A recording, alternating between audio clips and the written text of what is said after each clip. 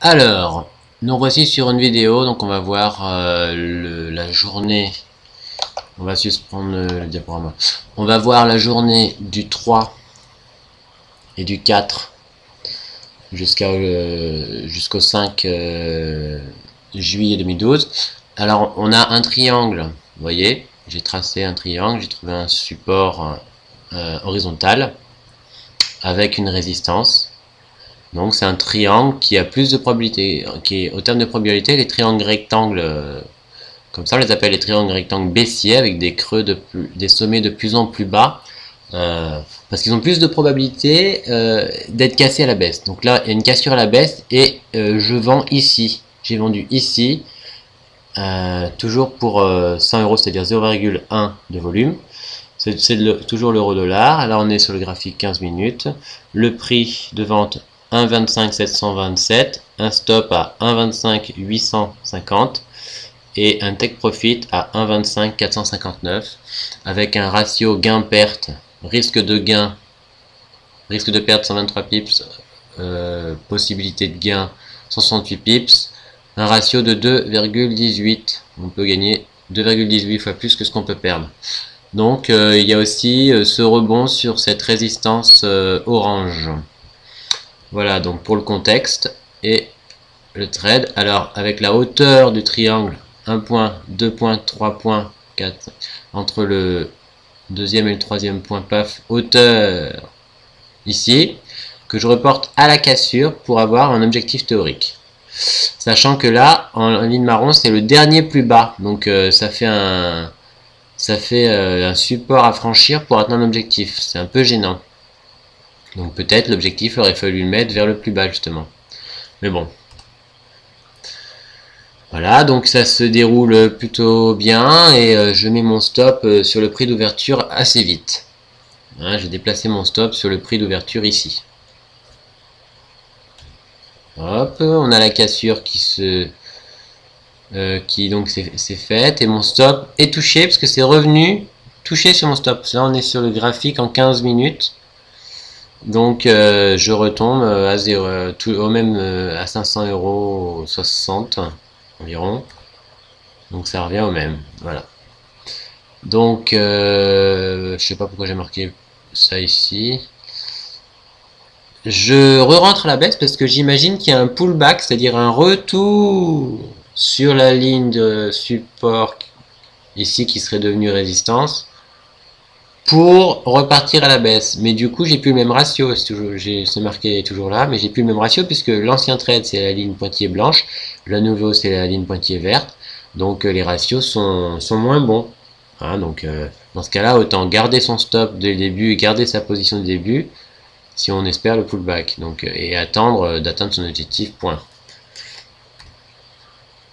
Donc ça cafouille un peu sur cette zone, et comme j'ai peur de cette ligne marron qui est le dernier plus bas, quand on regarde un peu plus loin, le dernier plus bas d'une tendance haussière, si on veut rester dans la tendance haussière, on ne cassera pas ici et on rebondira. Donc c'est ce dont j'ai peur. C'est ce dont j'ai peur. Donc je l'ai fermé.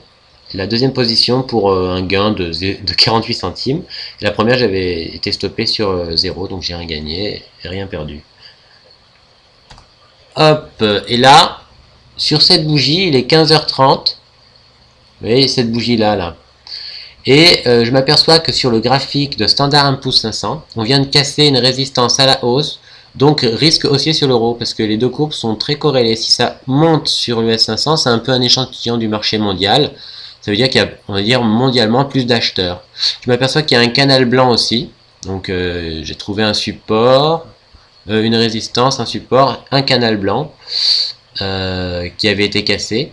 Hein. Voilà, donc c'est le canal que j'avais déjà détecté avant. Et donc j'ai peur qu'il y ait une hausse, donc j'avais tout fermé.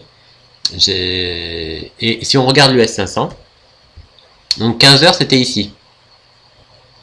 Vous voyez, on a vu une montée, une sorte de drapeau qui, si on regarde comme ça, voilà, on voit aussi un triangle avec la ligne rose hein, qui est cassé à la hausse au dernier moment par contre. Hein. Mais bon, comme il y avait le canal jaune hein, cassé à la hausse, si on prend l'objectif de là à là, qu'on le reporte au moment de la cassure, on voit qu'on a atteint l'objectif ici. Si on zoome, on a atteint l'objectif ici. Hein, la hauteur blanche, l'objectif. Donc, ici, on a fait la moitié du parcours pour atteindre l'objectif à peine, parce qu'on a été arrêté par un support, le dernier plus bas. Et j'espère la cassure du triangle orange pour rentrer en position, sachant que c'est vrai que on va voir, il y a éventuellement un rebond sur la résistance du triangle mauve, triangle violet là, mauve. Mais finalement, on va voir que comme sur le S500 ça monte, ben, sur l'euro-dollar aussi. Et hop, j'achète sur la cassure de la ligne de résistance orange, ici. On voit les prix en bas. Je mets mon stop tout en bas. C'est vrai que j'aurais pu le mettre ici aussi. Et selon l'ATR, j'aurais dû le mettre par là en fait. Selon l'indicateur ATR. Voilà, donc je me dis, je vais prendre la hauteur de la figure, la reporter à la cassure, pour avoir un objectif, on va dire... mais bon, le premier objectif, c'est d'atteindre au moins le même niveau que le dernier plus haut, on va dire, ou un peu en dessous. Ça se poursuit, mais il y a toujours ce canal blanc qui me gêne, il y a un peu trop de canaux partout, de lignes de résistance qui se mélangent. Hop, je suis en positif, on le voit en bas. Hein. Achat, ça monte, tant mieux. On semble vouloir casser la ligne blanche de résistance. On voit qu'on est ici sur le graphique 15 minutes. Finalement, je me dis, il y a peut-être un mini pullback, c'est-à-dire un mini retour sur la ligne blanche pour redécoller. Et non, non. Donc vous voyez, on voit qu'on est redescendu, il n'y a plus la ligne blanche, mais bon. On est redescendu et je suis pas loin de me faire stopper. J'avais remis le stop sur le prix d'achat. Encore un trade qui va se terminer à 0, quoi. Voilà, on est toujours là. Et je m'aperçois, hein, ici, j'avais pas encore tracé la ligne rose. Hop, ligne rose. Très précise. 3 points très précis. Donc, encore plus intéressante. Donc, qui sert, si je m'en étais aperçu de suite, j'aurais fermé pour un peu plus de gain. Hein. J'aurais pas attendu comme ça. Mais bon, je rêvassais. Peut-être j'ai pas vu la ligne qui fait obstacle hein, finalement à la hausse. Hein. Seulement, bon, si on met son stop là et qu'on attend d'atteindre son objectif aussi, bon, on risque une perte, mais on risque aussi de gagner beaucoup. Voilà, donc ici, on voit les anciennes figures. Hein. Si je zoome sur ces figures ici, c'est-à-dire ce triangle et cette ligne de support qui va être cassée ici, pour faire un résumé un peu de ce que j'avais montré dans d'autres vidéos, mais bon, très rapidement, on avait un triangle avec un niveau horizontal qui servait de support et une résistance. Le triangle avait été cassé, vente, et on atteint l'objectif qui est la hauteur reportée. La hauteur qu'on prendrait plutôt ici normalement. Hop, hauteur. Je l'avais pris ici parce que j'étais ambitieux. Et on voit que l'objectif a été atteint. Ensuite, on voit qu'il y a un support qui se forme, mais surtout on casse la résistance de l'ancien triangle. On peut acheter. Il y a un pullback, c'est-à-dire un retour vers la résistance. Puis ça remonte. Et puis on atteint l'objectif théorique qui est en fait l'amplitude du dernier mouvement. Hein, c'est monter de là à là. Je reporte la hauteur orange au moment de la cassure, paf, et j'obtiens l'objectif qui a été atteint pile encore. C'est assez précis. Hein. Voilà, j'avais mon stop ici que je pouvais très vite déplacer sous l'année pullback. Ensuite ici on vient casser le support qui s'était formé avant. Donc on peut rentrer à la vente ici. Ça c'est un trade que j'ai fait. Ici c'était un trade que j'avais fait aussi, mais j'avais vite déplacé mon stop sur le prix. J'avais pas fait comme ce qui est marqué ici, donc un peu trop rapide. Si c'est pas rapide, moi généralement je rate mon trade. Voilà, donc du coup pas de perte, pas de gain. Et ici j'étais rentré mais un peu plus tard, ici, en vente, en retard. et j'étais sorti à peu près ici, parce que j'avais pas fait l'objectif théorique, hein, qui est atteint ici, c'est-à-dire la hauteur maximale du dernier mouvement avant la cassure. Si on zoome sur la figure 1, on voit bien qu'il y a un triangle qui a plus de probabilité d'être un triangle cassé à la baisse, puisque c'est un triangle baissier. Il est cassé un peu tard, hein, ce triangle, mais il y a un beau pullback sur lequel on peut intervenir et acheter. On peut aussi acheter sur la cassure. Hein. Mettre le stop ensuite sous le pullback. Au début, on peut le mettre là, ensuite on peut le mettre sous le pullback ou le mettre par rapport à l'ATR, l'indicateur qui permet de mettre des stops plus serrés. On voit le ratio gain-perte. Et la hauteur du triangle comprendrait plutôt de là à là en réalité. Hein, de là à là. 1 point, 2 points, 3 points, etc. Donc du deuxième point jusqu'à la hauteur. L'objectif est atteint. Après, on a un énorme rallye haussier. On le voit ici, énorme rallye haussier. Puis après, on a un drapeau. Généralement, un drapeau, après un drapeau, on prend l'objectif, on prend le mât du drapeau, c'est-à-dire toute cette amplitude-là. Et on le reporte soit au plus bas, donc ça fera un objectif encore plus haut, soit à la cassure, un objectif encore plus haut. Donc ensuite, ben, on le voit de plus près. On a nos deux lignes mauves du drapeau, deux parallèles parfaites, j'ai marqué parallèles vraiment parfaites, avec un canal blanc qui s'est formé. On casse le drapeau, on avait bien un drapeau 1, 2, 3, 4, 5 points. Donc quand on a le cinquième point, on sait que c'est un drapeau, puisque c'est deux parallèles parfaites. Et puis cassure, donc moi j'avais acheté, j'avais mis mon stop ici, très vite je l'ai déplacé ici quand ce creux a été confirmé par le dépassement de ce sommet. Sommet, creux, sommet dépassé, achat, objectif théorique, c'était la hauteur totale que j'avais mis. J'ai pas mis l'objectif, j'ai pas mis le mât du drapeau, moi j'ai mis l'amplitude du drapeau seulement. Voilà, et donc on reportait à la cassure, tac, j'avais mis un peu plus parce que c'était assez puissant avant, donc j'ai mis un tout petit peu plus, et puis j'ai mis mon objectif là, ça a été atteint vraiment pile. C'était génial. On revient à notre trade où j'ai été stoppé. Hein, donc la cassure, pour moi, risque d'être en échec à cause de cette ligne de tendance rose. On voit donc que ça continue de baisser. Hein.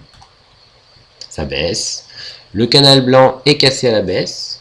On va voir qu'il va y avoir un pullback qui a été formé. C'est-à-dire un retour sur la ligne blanche pour repartir à la baisse. Donc suite à la cassure. Voilà, les couleurs sont un peu mauvaises. Hop. Donc le pullback est là en fait. Un pullback en deux temps. Hop, et ça redescend et on vient rebondir sur la ligne rouge.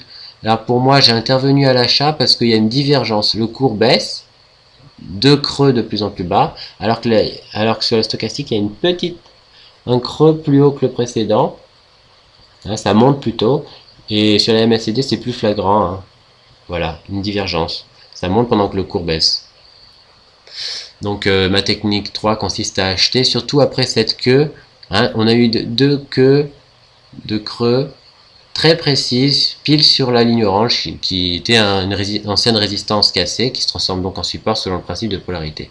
En plus, on est proche du dernier plus bas, la ligne jaune. Là. Donc je me dis, si on franchit cette ligne marron qui est ici, eh bien, ce sera confirmé, et donc il y aura un rebond. Et finalement, ben, on ne franchit pas, donc je referme ma position, donc sur 0, à peu près. Voilà, ensuite on voit que ça évolue comme ça évolue vers le bas. Je m'aperçois qu'il y a une figure, peut-être un triangle baissier, un gros triangle baissier là, avec cette ligne orange, rose de résistance, et en bas, sur ce niveau à peu près, voilà, je me dis peut-être un triangle, sur 5 vu de plus près. Voilà, et là je vais rajouter cette ligne épaisse pour faire un triangle avec 3 points, 1 point, 2 points, 3 points, et en même temps il y a ce niveau des derniers plus bas horizontal. Donc je me dis, je vais vendre, je vais faire un ordre différé et vente automatique sous ce niveau, sous cette ligne horizontale, plutôt que de faire voilà, sous cette ligne horizontale. Comme ça, on aura peut-être une double cassure, voire triple, c'est-à-dire le triangle, la ligne horizontale et le canal orange. Voilà, donc c'est ce que je redis là. Je reporte la hauteur du triangle pour me donner un objectif. Voilà. Est-ce qu'il va y avoir un rebond ou une cassure? C'est la question que je me pose. Alors je me dis peut-être un rebond parce qu'il y a une bougie intéressante qui se forme. Voilà, on a encore une queue là, de creux qui s'est formée. Bien on était pour passer sous les limites, hein, mais pas longtemps. Donc on a fait, il y a une sorte de répulsion.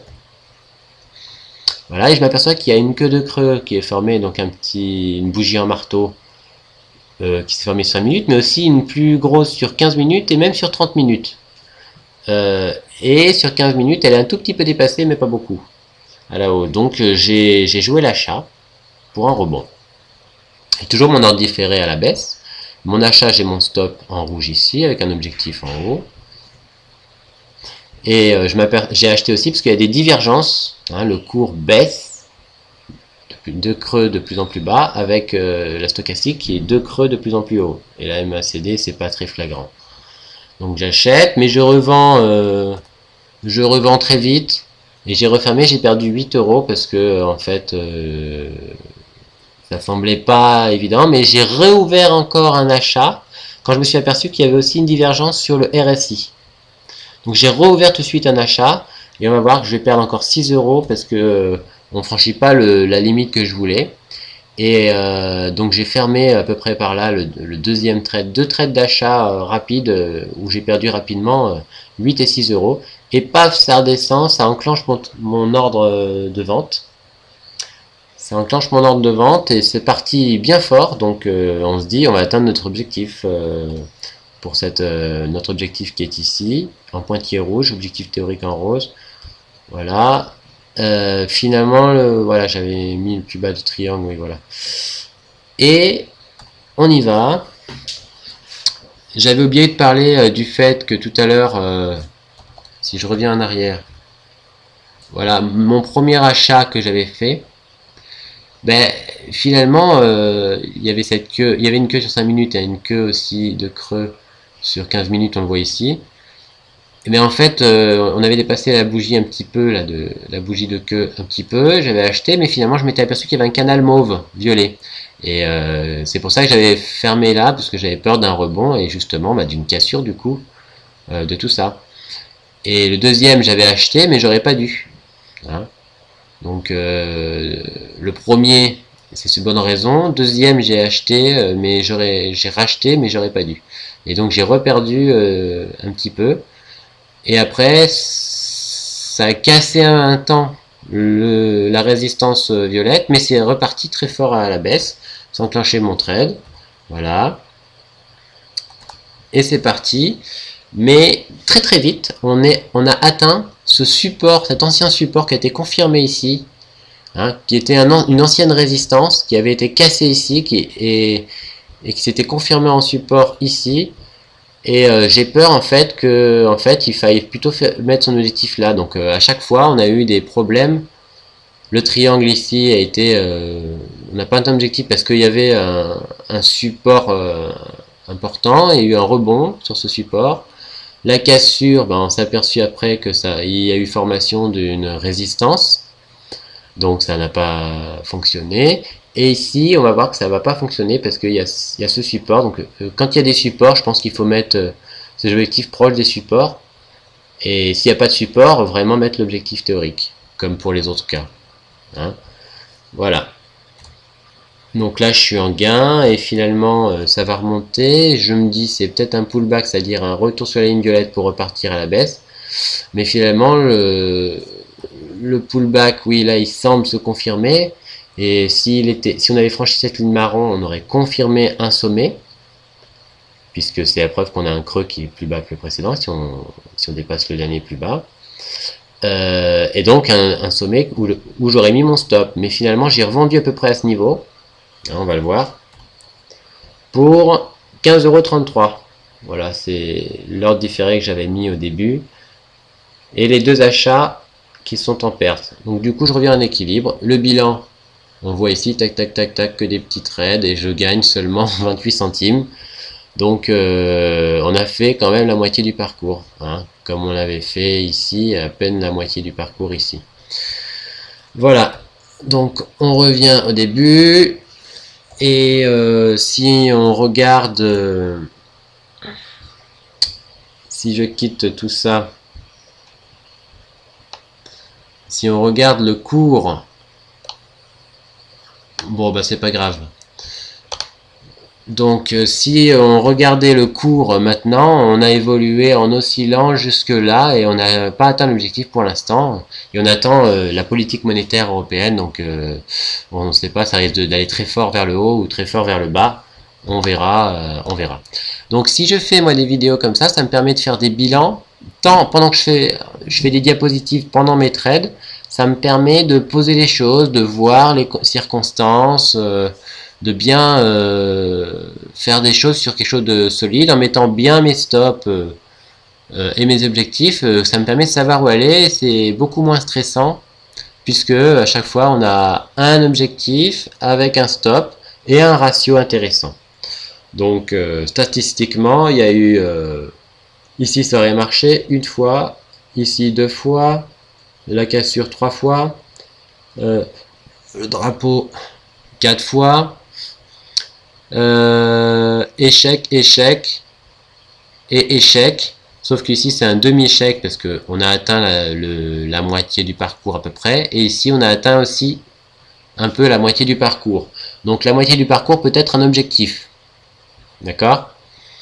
La cassure était un échec. Et apparemment quand il y a des lignes de support et de résistance qui gênent la progression, ben, il faut prendre ces lignes et ces supports de support et résistance comme objectif. Comme par exemple objectif ligne jaune.